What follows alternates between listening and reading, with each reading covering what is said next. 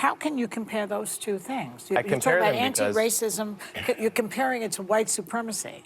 Because they both view your race as a extremely significant part of who you are. Ain't nothing changed, nothing new here to see. This ain't nothing but some political maneuvering. America, welcome to the eulogy, eat it up. It's called political buffoonery.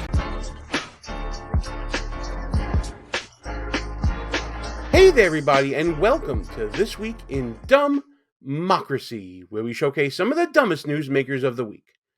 Most of us already know this, but the clucking chickens on The View, they think they know everything, right? And they are so far out of touch with the reality of everyday people in America. But the crazy thing is that they think they have a good beat on things. They think that they actually know what we all go through. They think they know what's best for all of us, and what's best for all of us is their far left approach to politics and culture, and frankly, that makes them more dangerous because they actually think they're in touch with things. Well, this week, the ladies on The View, those biddies, they got a reality check from a pretty dynamic young man named Coleman Hughes, someone who I haven't really had much contact with, but I was very impressed with his presentation on The View in discussing his views on race, education, and other issues of politics. The man was articulate, he was calm, he was dynamic in his presentation, he draws you in to make you listen, and he was a stone-cold killer of their worldview. He shattered everything they thought they knew about politics. We'll get into all of that, but before we do, please subscribe to the channel, hit that notification bell so you don't miss any other shows, and if you like what you see and hear in this or any other video on the show, be sure to smash that thumbs up button, like, comment, share the show with your friends, all that really good stuff, because all that feeds the YouTube algorithm. Thank you guys so much for all that you do and helping to grow the show. I really appreciate it, even with my erratic schedule lately because of all the family things I got going on. And for all you newbies out there who may be finding me for the first time, I'm glad you're here. I hope you stick around, and I hope that this video earns your subscription as we discuss not only what Coleman Hughes said in his interview on The View in discussing his new book, but how he went about his business in doing it, which I thought was even more impressive than what he had to say. Coleman Hughes was on The View to discuss his new book, The End of Race Politics, Arguments for a Colorblind America. Pretty encouraging title. I'm very interested to see what this man has to say about it. And Whoopi Goldberg starts off by getting Coleman Hughes to explain more about what he means by a colorblind America. First question that I should ask you to do is explain to folks what you mean by this. Arguments for a colorblind America. What do you mean when you say that? So a lot of people equate colorblindness to I don't see race or to pretending not to see race. I think that's a big mistake. We all see race, right? And we're all capable of being racially biased, so we should all be self-aware to that possibility. My argument is not for that. My argument is that we should try our very best to treat people without regard to race, both in our personal lives and our public policy. Of course. And the reason I wrote this book, thank you. And of course, you know, the SEALs in the audience, they're just, you know, clapping their hands because yay, we want to hear that. I do too. I agree with that. I think that policies should be colorblind. I think we should try to help everybody, regardless of race, regardless of ethnicity, religion, sexual orientation. We help out everyone across every strata as best we can. I'm for that. I hope you guys are too. The reason I wrote this book is because in the past 10 years, it has become very popular to, in the name of anti-racism, teach a kind of philosophy to our children and in general that says your race is everything. Right? And I think that is the wrong way to fight racism, and that's why I wrote this book at this time. I'm sorry, baby. Yeah. Can I just point out that there is a reason for that? You know, when I went to school, getting any information about anyone's race was not taught. No history, there was no black history, none of those things were taught. And here in America, 100 years ago when I was a younger woman, that's how people saw you. That's how let's keep in mind that Whoopi Goldberg is hugging 70. She's close to, I think she's like 68 years old or something like that. So when she's talking about back in her day, like in the 1960s, let's be generous, say mid to late 1960s, yes, it was a different world back then. Absolutely, I totally agree. Look at Coleman, though. He's calm, he's collected, he's listening to Whoopi Goldberg's point, and he's going to have a great response to it. They judged you, so I think... Spit it out. I don't want to say it's your youth, but I think you have a point, but I think you have to also take into consideration what people have lived through in order to understand why there has been such a... Well, we're waiting. a pointing of very specific racial things, like women couldn't get into colleges. If you were a black person, there were a lot of colleges wouldn't accept you. Trying to equal the playing field. I think that's what a lot of folks have been trying to do. I'm sorry, I didn't mean to cut you off. I think that's your experience, and that's valid. You know, as a counterpoint, when I was in 5th grade, we all watched Roots together. Yeah. In public school. Yeah. So these are different experiences. Yes. I think it's also different generations. It's different parts of the country, right? We have very different cultures all living together in one country. So I'm not going to deny that, but I view this notion of a colorblind society similar to the idea of a peaceful society, which is to say it's an ideal, it's a North Star. And the point is not that we're ever going to get there, we're not going to touch it, but we have to know when we're going forward and when we're going backwards. And we're going backwards when we're doing woke kindergarten in San Francisco, you know, you didn't hear about this story? Let's go to that story right now. Do you guys remember this? Flashback. Glassbrook Elementary in Hayward, California, they spent $250,000 of COVID cash on woke kindergarten. What is woke kindergarten? Sounds a little something like this. No Donald Trump! No Donald Trump! No Donald Trump! No Donald Trump! Before woke kindergarten came to town, Glassbrook had a real problem on its hands. Only 8% of the students were proficient in math. Only 16% could read English. Now, after 2 years of woke kindergarten, the numbers have dropped to all-time lows, to just 4% and 12%. 2/3 of the kids at the school don't even speak English as their first language. End of flashback. So, given that backdrop, I just want to also point out Coleman Hughes is 28 years old. So there's a 40-year age gap between Whoopi Goldberg and him. Who do you think has the better pulse of modern education? Whoopi Goldberg and her experiences in the mid to late 60s going into the 70s? Or Coleman Hughes, who is fresher out of education than she is? He went to Columbia University. He seems to be very well educated. He has a very almost professorial manner in dealing with the question. I understand that these are your experiences. Let me tell you my experiences. And this is more of an idealism that I'm talking about that we should strive towards. And let's be honest, in between Whoopi Goldberg's experiences and Coleman Hughes' experiences, we had the 70s, the 80s, the 90s, the 2000s. There's certainly been progress since Whoopi Goldberg's childhood experiences. And I think that's the point that he's making. It's a very strong point in favor of his arguments. But you guys knew this wasn't going to be the end of it, right? They're going to continue to press Coleman Hughes on specifics concerning his worldview as talked about in his book.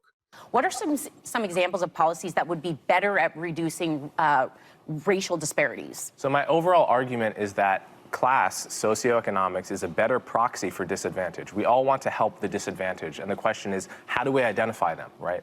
The default right now in a lot of areas of policy is to use, you know, Black and Hispanic identity as a proxy for disadvantage. And my argument is that you actually get a better picture of who needs help by looking at socioeconomics and income. That picks out people in a more accurate way. Right. And once again, you get the applause, and I'm going to join in on it because I think that is the better view. I also think that's the legal view. We're all in this together, right? That's what I was taught when we were growing up, that we should all be one great, big, happy family, always looking out for each other. That's what I got in the New York City public schools.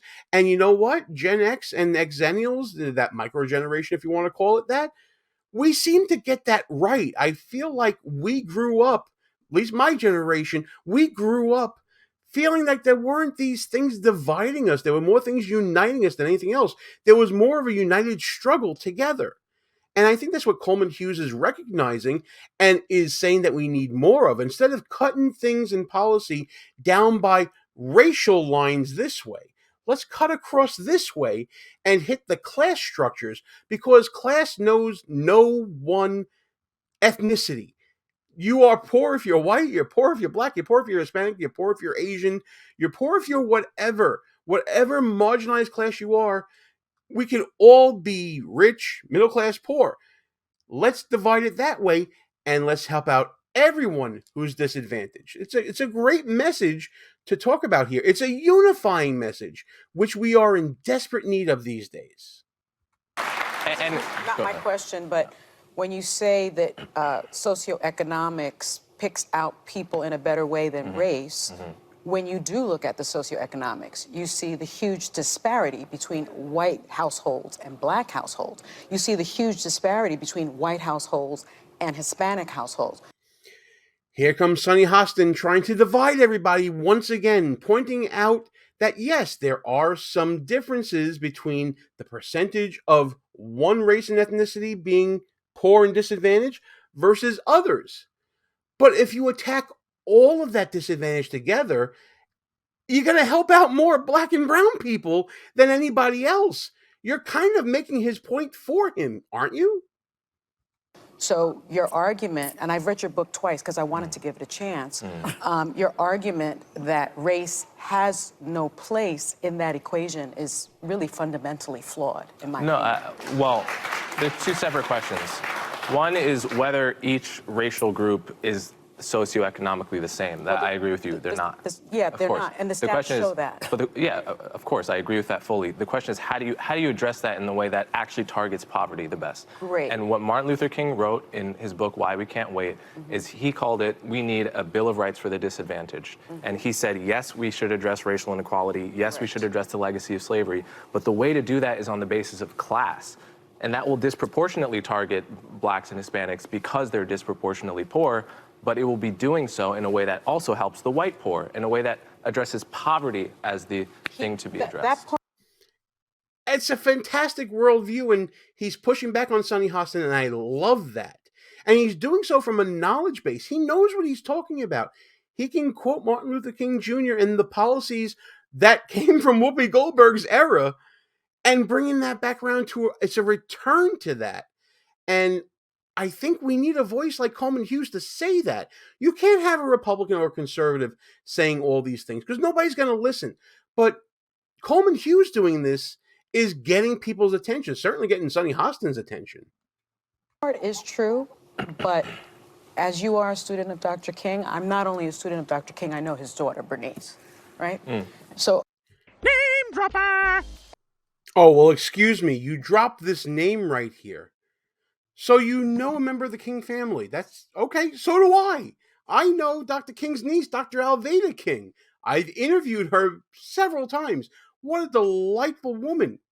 That doesn't make me better to speak about what Dr. King was saying than anyone else. It certainly isn't a bona fide that you hold over Coleman Hughes here. Come on, let's get real. Name dropper and wrong. I'm going to get to my question. Go ahead, go right ahead. I think the premise is fundamentally flawed. You claim that color blindness was the goal of the civil rights movement, based upon Dr. King's I Have a Dream speech, content of character versus the color of skin.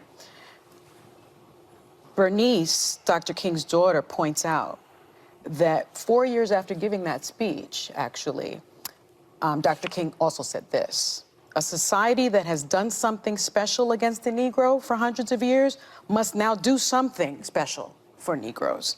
He also said in 1968, it was about less than a week before he was assassinated, this country never stops to realize that they owe a people kept in slavery for 244 years. So rather than class, he did write about that earlier on. Right before his death, he made the argument for racial equality and racial reparations. And so your argument for color blindness, I think, is something that the right has co-opted. Is there a question anywhere in our future? She's equating Coleman Hughes' views with the views of the right. See what she's doing here? She's bringing in the boogeyman, those mean conservatives and Republicans, and Coleman Hughes' views are in line with them. Therefore, he is wrong. Did you notice that sigh also by Coleman just then? He's waiting patiently to respond, and he's clearly showing discomfort and disagreement with what Sunny Hostin is saying, this espousing of seemingly incorrect views. I'm getting that impression from him that he thinks that Sunny Hostin is being inaccurate here. Let's see what happens. And so many in the Black community, if I'm being honest with you, because I want to be, believe that you are being used as a pawn by the right and that you're a charlatan of sorts. He's not a Republican. So how do you... Whoa, those are some big, heavy words right there. I love how people do this. They do the straw man all the time.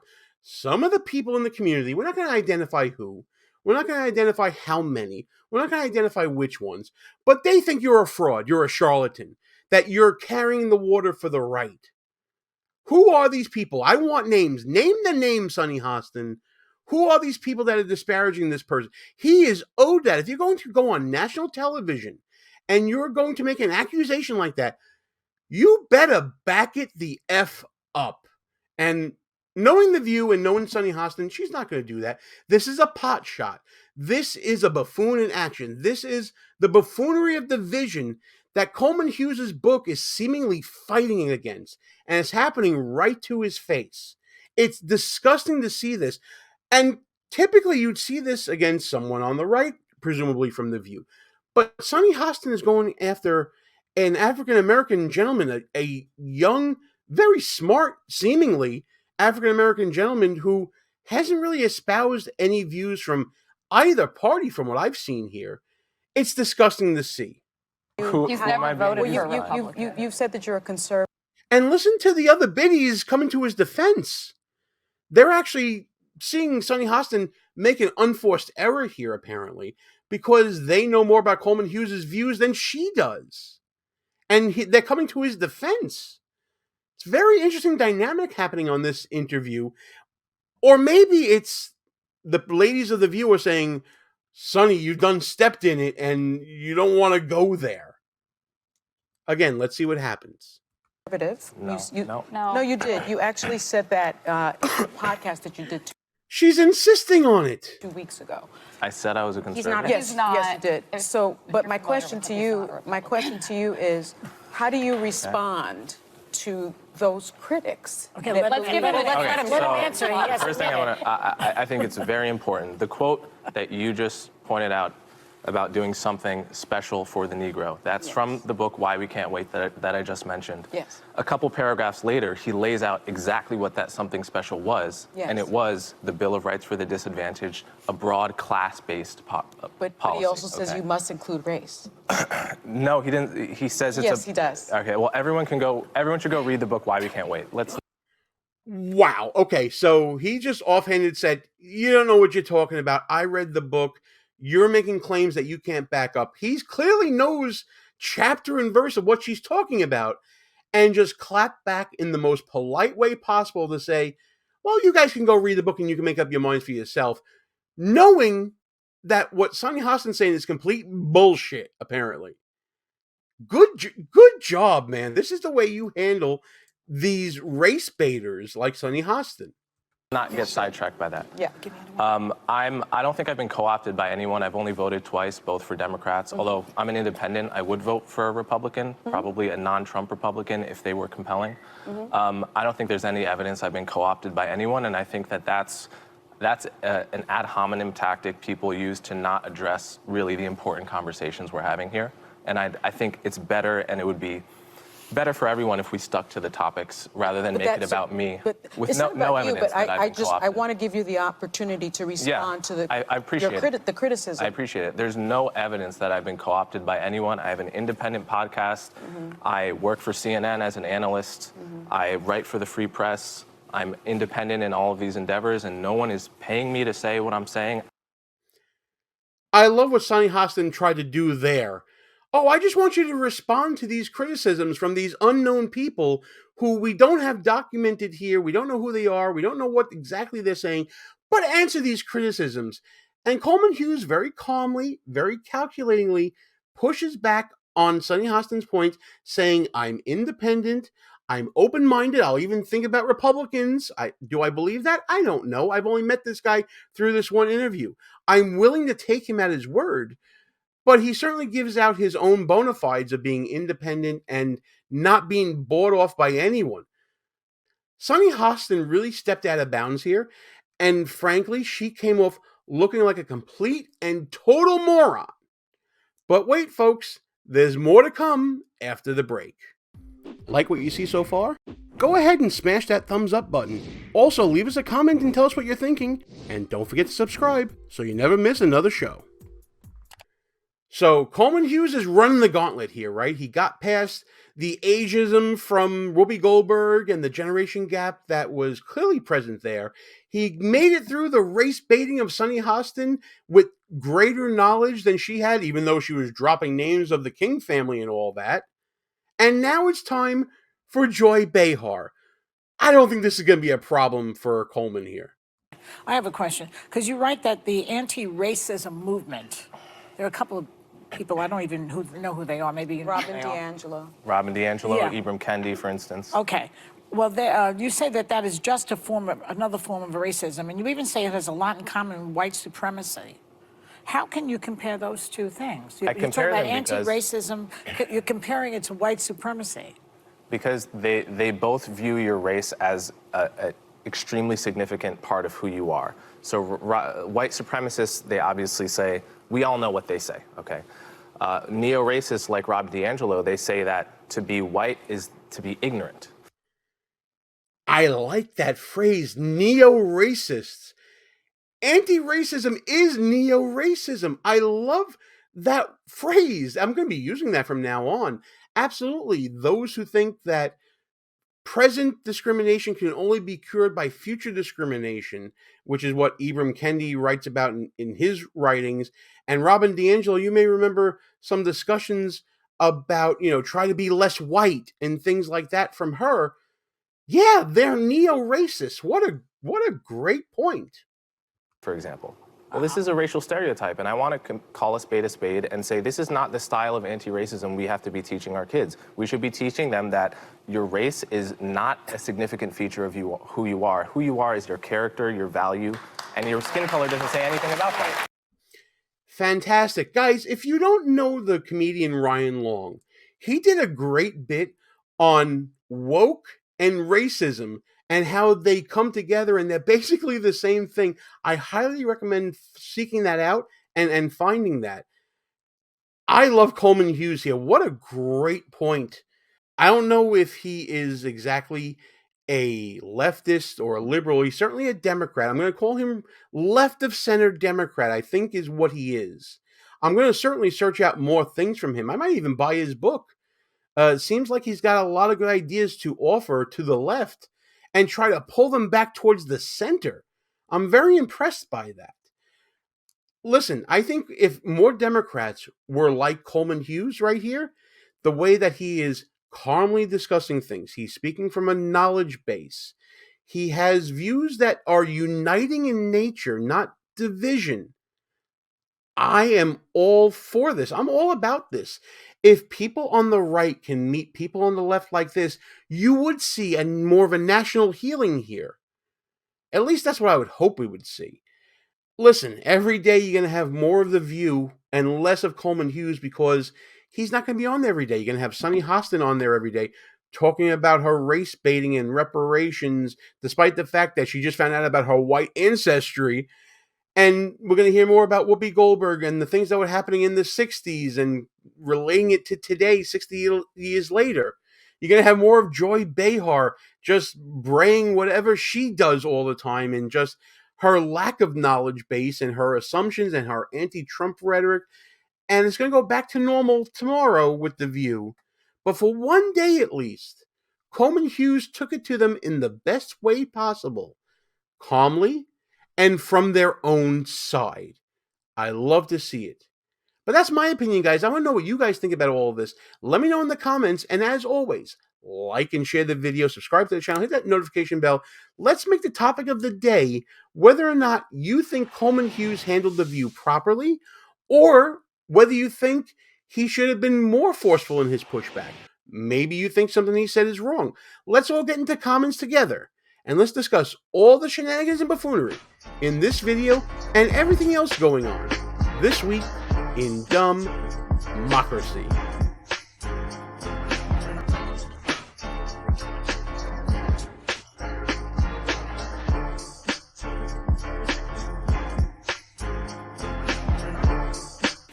All views and opinions expressed here are not necessarily of the mainstream media and may offend some listeners. It's called political buffoonery.